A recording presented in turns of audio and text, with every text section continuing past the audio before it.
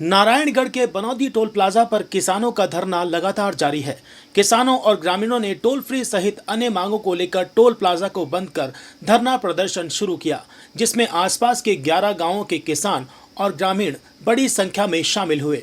धरने में शामिल किसानों का कहना है कि जब तक उनकी मांगें पूरी नहीं होंगी, आंदोलन इसी तरह जारी रहेगा।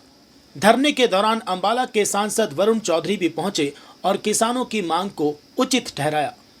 स्थिति को देखते हुए NHI के project director Naraingarh SDM Shivjeet Bharti और DSP सूरज चावला मौके पर पहुंचे और किसानों से बातचीत की। हालांकि बैठक के दौरान किसानों और NHI के बीच किसी भी तरह की सहमति नहीं बन पाई।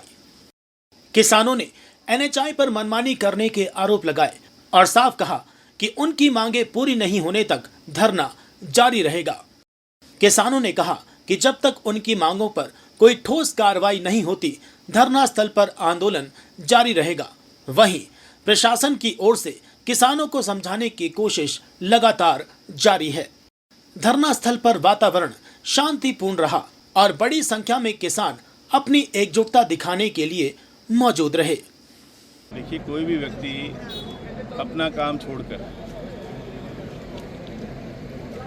यहाँ पर आके जो बैठे हैं वो ऐसे ही नहीं बैठे। मैंने सारी बात सुनी और इनकी जेन्युइन मांगे हैं कि जो पड़ोस के गांव हैं, बिल्कुल साथ के गांव हैं, उनको टोल फ्री किया जाए और जब ये सड़क पूरी ही नहीं हुई तो अभी टोल ना लगाया जाए। तो उसके लिए अभी SDM साहिबा भी यहाँ पहुँच चुके हैं और पिछले मुझे बताया कि कल परसों भी एक बैठक हुई थी, तो आज फिर भी बैठक हो रही है। मैंने भी उनको कहा है कि जब ऐसा है और किसानों ने और हमारे यहाँ स्थानीय निवासियों ने खुले तौर पे एक चुनौती की तरह भी कहा कि अगर पड़ोस के टोल्स पे ऐसा प्रावधान ना हो तो हमें कोई आपत्ति नहीं, भी आप हमारे साथ चलिए, अगर वहाँ ऐसा हो रहा हो तो यहाँ भी करा दीजिए, नहीं तो रहने दीजिए। तो इससे बड़ी और कोई बात हो नहीं सकती। तो मैंने भी SDM साहिबा को कहा है कि आप अपने स्तर पर जो है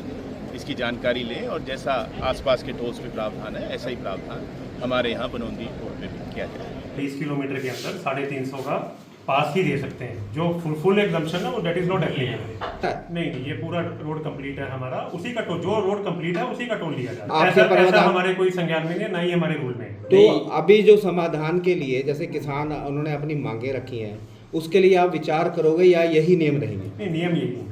नेशनल जो हाईवे नियम है वो हमने बता दिया, आपके नियम के विरुद्ध कोई भी नहीं जा सकता। नेशनल हाईवे की गाइडलाइन के हिसाब से क्या टोल लग सकता है इस रोड के ऊपर? हाँ, टोल 2008 के नियम के तहत जब तक दोनों तरफ से कनेक्टिविटी नहीं हो सकती रोड की। 2008 फी रूल्स के हिसाब से गवर्नमेंट ऑफ इंडिया की नोटिफिकेशन हुई है। जब तक मेरी बात सुनिए पहले, मैं आपने क्वेश्चन पूछा, मैं कंप्लीट कर रहा हूँ।